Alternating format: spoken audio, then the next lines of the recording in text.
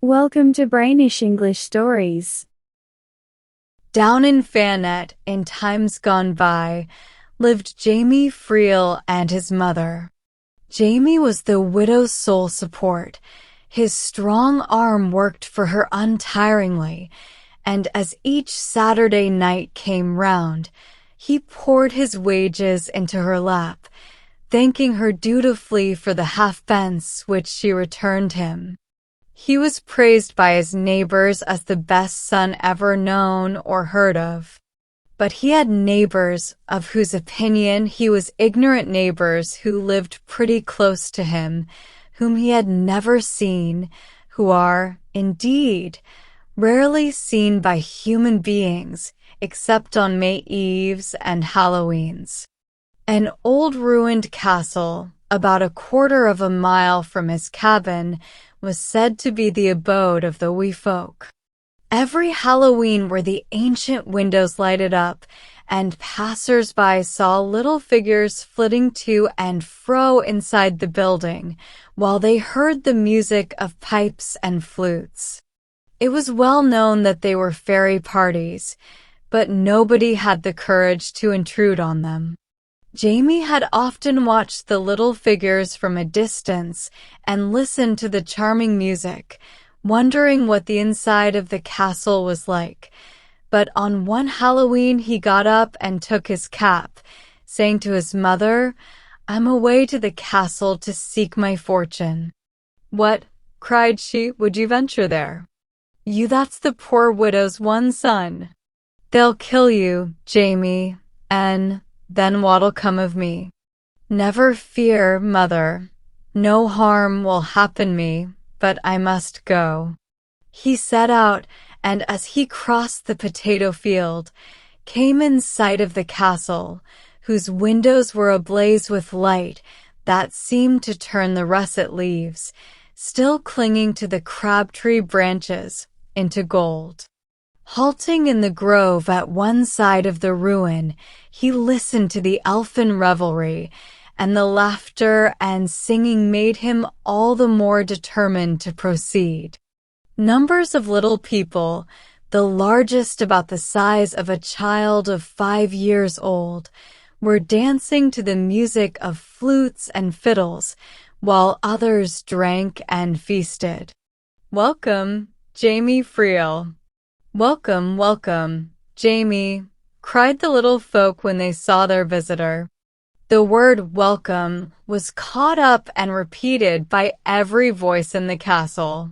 Time flew, and Jamie was enjoying himself very much when his host said, "We're going to ride to Dublin tonight to steal a young lady. Will you come too, Jamie Friel?" "Aye, that will I," cried the rash youth, thirsting for adventure. A troop of horses stood at the door. Jamie mounted, and his steed rose with him into the air.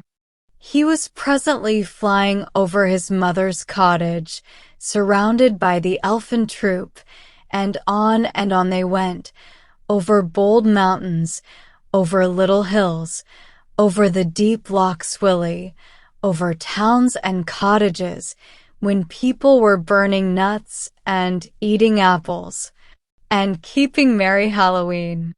It seemed to Jamie that they flew all round Ireland before he heard the silvery voices cry, "This is Dublin." Dublin! It was no mean dwelling that was to be honored by the fairy visit, but one of the finest houses in Stephen's Green. The troop dismounted near a window, and Jamie saw a beautiful face on a pillow in a splendid bed. He saw the young lady lifted and carried away, while the stick which was dropped in her place on the bed took her exact form. The lady was placed before one rider and carried a short way, then given another and then another. "You've all had your turn at carrying the young lady," said he. "Why wouldn't I get her for a wee piece?" "Aye, Jamie," replied they pleasantly, "you may take your turn at carrying her." Holding his prize very tightly, he dropped down near his mother's door. Jamie Friel, Jamie Friel. Is that the way you treat us? Cried they, and they too dropped down near the door. Jamie held fast, though he knew not what he was holding, for the little folk turned the lady into all sorts of strange shapes. At one moment she was a black dog, barking and trying to bite. At another, a glowing bar of iron, which yet had no heat. Then, again, a sack of wool. But still Jamie held her, refusing to let her go, and the baffled elves were turning away, when a tiny woman, the smallest of the party, exclaimed, "Jamie Friel has taken her off our hands, but he shall have no good of her, for I'll make her deaf and dumb." And she threw something over the young girl. While they rode off disappointed, Jamie lifted the latch and went in. "Jamie, man," cried his mother, "you've been away all night. What have they done on you?" "Nothing bad, mother. I've had the very best of good luck. Here's a beautiful young lady I have brought you for company. A pack of elves stole her from her bed in Dublin, but I have rescued her, and I shall look after her always." "Bless us and save us!" exclaimed the mother, and for some minutes she was so astonished that she could not think of anything else to say. Jamie told his story of the night's adventure, ending by saying, "Surely you wouldn't have allowed me to let her go with them to be lost forever?" "But a lady, Jamie. How can a lady eat our per diet and live in our per way? I ask you that, you foolish fellow." "Well, mother, sure it's better for her to be here and not over there," and he pointed in the direction of the castle. Meanwhile, the deaf and dumb girl shivered in her light clothing, stepping close to the humble turf fire. "Poor creature, she's delicate and handsome. No wonder they set their hearts on her," said the old woman, gazing at her guest with pity and admiration. "We must dress her first. But what, in the name o' fortune, have I fit for the likes o' her to wear?" She went to her press in the room and took out her Sunday gown of brown cloth. She then opened a drawer and drew forth a pair of white stockings, a long snowy garment of fine linen, and a cap, her best clothes. But she was willing to give even these to the fair trembling visitor, who was turning in dumb sorrow, her gaze moving from her to Jamie, and from Jamie back to her. The poor girl, when she had dressed, sat down on a creepy stool in the chimney corner and buried her face in her hands. "What'll we do to keep up a lady like you?" cried the old woman. "I'll work for you both, mother," replied the son. "And how could a lady live on our per diet?" she repeated. "I'll work for her," was all Jamie's answer. He kept his word. The young lady was very sad for a long time, and tears stole down her cheeks many an evening while the old woman spun by the fire, and Jamie made salmon nets, a new skill with which he hoped to make money.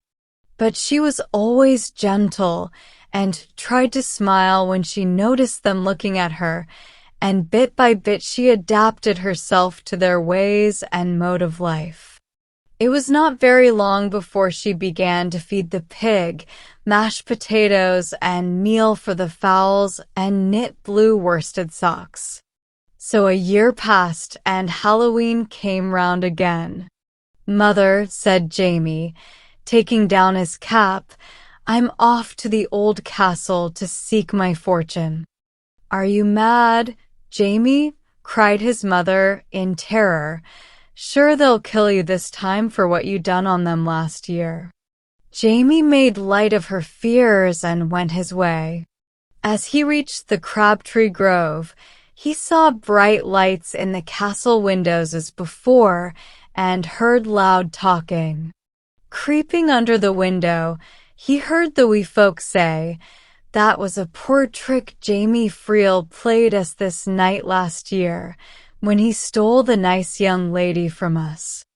"Aye," said the tiny woman, "and I punished him for it, for there she sits, a dumb image by his hearth, but he does not know that 3 drops out o' this glass I hold in my hand would give her her hearing and her speeches back again." Jamie's heart beat fast as he entered the hall. Again he was greeted by a chorus of welcomes from the company. "Here comes Jamie Friel." "Welcome, welcome, Jamie." The little woman said, "Drink to our health, Jamie, out of this glass in my hand." Jamie snatched the glass from her and darted to the door. He never knew how he reached his cabin, but he arrived there breathless and sank on a stove by the fire. "You're done for surely this time, my poor boy," said his mother. "No, indeed, better luck than ever this time," and he gave the lady 3 drops of the liquid that still remained at the bottom of the glass, even after his mad race over the potato field. The lady began to speak, and her first words were words of thanks to Jamie. The 3 of them had so much to say to one another. Long after cockcrow, when the fairy music had quite ceased, they were talking round the fire. "Jamie," said the lady, "be pleased to get me paper and pen and ink, so that I may write to me father and tell him what has become of me." She wrote, but weeks passed, and she received no answer. Again and again she wrote, and still no answer. At length she said, "You must come with me to Dublin, Jamie, to find me father." "I have no money to hire a car for you," he replied, "and how can you travel to Dublin on your foot?" But walking was the only way, and walk they did from Fanet to Dublin. It was not as easy as the ferry journey, but at last they rang the bell at the door of the house in Stephen's Green. "Tell my father that his daughter is here," said she to the servant who opened the door. "The gentleman that lives here has no daughter, my girl. He had one, but she died better nor a year ago. Do you not know me, Sullivan?" "No, poor girl, I do not." "Let me see the gentleman." "I only ask to see him." "Well, that's not much to ask. We'll see what can be done." In a few moments the lady's father came to the door. "Dear father," said she, "don't you know me?" "How dare you call me father?" cried the old gentleman angrily. "You are an impostor." "I have no daughter." "Look in my face, father, and surely you'll remember me." "My daughter is dead and buried. She died a long, long time ago." The old gentleman's voice changed from anger to sorrow. "You can go," he concluded. "Stop, dear father, till you look at this ring on my finger. Look at your name and mine engraved on it. It certainly is my daughter's ring, but I do not know how you came by it. I fear in no honest way." "Call my mother, she will be sure to know me," said the poor girl, who, by this time, was crying bitterly. "My poor wife is beginning to forget her sorrow. She seldom speaks of her daughter now. Why should I renew her grief by reminding her of her loss?" But the young lady insisted, till at last the mother was sent for.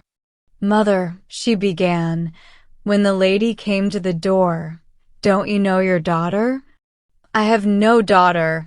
My daughter died and was buried a long, long time ago. Only look in my face and surely you'll know me." The old lady shook her head. You have all forgotten me, but look at this mole on my neck. Surely, mother, you know me now. Yes, yes, said the mother. My Gracie had a mole on her neck like that, but we have buried her. It became Jamie's turn to speak, and he gave the history of the fairy journey, of the theft of the young lady, of the figure he had seen laid in her place, of her life with his mother in Fannet of last Halloween, and of the 3 drops that had released her from her enchantment. She took up the story when he paused and told how kind the mother and son had been to her. The parents, when at last they understood the truth of the tale, loved Jamie as their own, for he had saved their daughter from the fairies. The old gentleman said that Jamie should become his son-in-law. The mother was brought from Fannet in a coach and 4 horses, and there was a splendid wedding. And they all lived together in the grand Dublin house, happy and prosperous for the rest of their lives.